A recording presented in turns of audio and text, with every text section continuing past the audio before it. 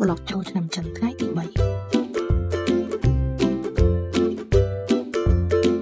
ថ្ងៃទី3ពួកខ្ញុំបាននាំគ្នាទៅដើរលេងនៅគៀនស្វាយដោយសារតែនៅនោះមានអាងហែកទឹកសម្រាប់កូនក្មេងចូលទៅលេងហើយសំខាន់នោះគឺនៅនោះមានរបស់ញ៉ាំច្រើនហើយណាមួយខ្ញុំខានទៅយូរផងអញ្ចឹងក៏នាំគ្នាទៅគៀនស្វាយទៅនេះចេញដំណើរទៅហើយតាមផ្លូវបងប្រួលផឹកប្រោនគាត់ថាគាត់ប៉ាខ្ញុំច្រើនដងហើយអញ្ចឹងខ្ញុំប៉ាគាត់ម្ដងថាអូខេខ្ញុំប៉ាមានណាខ្ញុំប៉ាមែនប៉ាត្រៀងគាត់ដល់ពេលហើយឲ្យគាត់ទិញក្រុមសងខ្ញុំញ៉ាំវិញបន្ទាប់ពីទិញប្រោនអីរួចរាល់ហើយក៏ចាប់ផ្ដើមចេញដំណើរទៅតទៀតនិយាយពីថា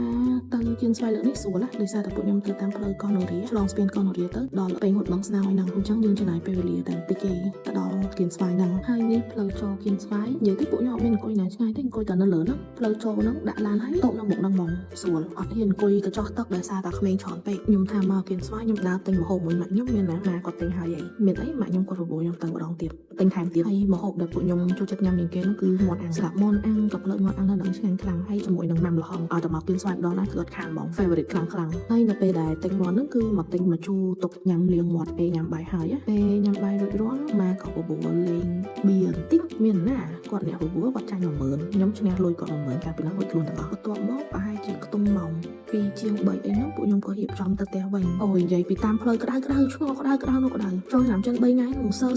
ដោយសារអាកាសធាតុក្តៅពេក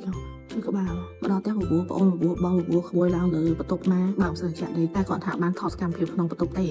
ក្មេងច្រើនពេកហើយក៏អត់មានតែឃើញថាត្រូវថតដែរដោយសារតែគាត់ឡើងមកតែជាក់ពេកគេបាក់បន្ទាប់មកក៏ពួកខ្ញុំនាំគ្នាទៅ Master Soup ពីសុបទៅញ៉ាំសុបជុំគ្នាអញ្ចឹងណាដោយសារតែចូលឆ្នាំថ្ងៃទី3ហើយថ្ងៃចុងក្រោយហើយនិយាយថា Master Soup ពីសុបនៅតែឆ្ងាញ់ដដែលហើយនិយាយឲ្យតែម្ដង Master Soup ពីសុបគឺខ្ញុំត្រូវទៅហៅហើយអូតលេងពងទាប្រៃឃ្លៀងវា3 4ថ្ងៃហើយពេលអូដហើយឲ្យអស់ហើយបន្លែសាច់អត់ទាន់មកហើយមីមកមុនហើយដោយសារតែក្មេងៗចាស់គាត់រៀងហេវដែរទៅក៏ដាក់មីឲ្យពួកគាត់ញ៉ាំមុនទៅដល់ពេលហើយបន្លែមកក្រចាំដាក់សូសបន្លែជាមួយសាច់ចូលតាមក្រោយបន្ទាប់ពីញ៉ាំស៊ុបហើយពួកខ្ញុំអត់ខាននេះគឺត្រូវតែហៅនំក្រាបមកញ៉ាំលាងមាត់ហើយរសជាតិដែលពួកខ្ញុំហៅហ្នឹងគឺប្រៃលីផ្អែមនិយាយទៅតាំងពីចាស់ញ៉ាំដល់ឥឡូវគឺហៅតែប្រៃលីផ្អែមវាឆ្ងាញ់វាប្រៃផ្អែមហ្មងអូខេ vlog ចូលឆ្នាំថ្ងៃទី3របស់ខ្ញុំគឺបានចប់ត្រឹមហ្នឹងអូផ្លេចថាថ្ងៃចូលឆ្នាំថ្ងៃទី2ពេលល្ងាចហ្នឹងមានទៅញ៉ាំការ៉េមជាមួយនឹងបងប្អូនដែរការ៉េមបែបព្រិលហើយជាមួយនឹង toast ហើយដាក់ត្រីពីខាងលើនោះចាស់ហេបានថមតិចដែរអញ្ចឹងសៀតនៅខាងក្រោយបន្តិចអូខេ vlog ខ្ញុំបានចប់ត្រឹមហ្នឹងអរគុណអ្នកទាំងអស់គ្នាដែលបានមើលពីដើមដល់ចប់ thank you bye bye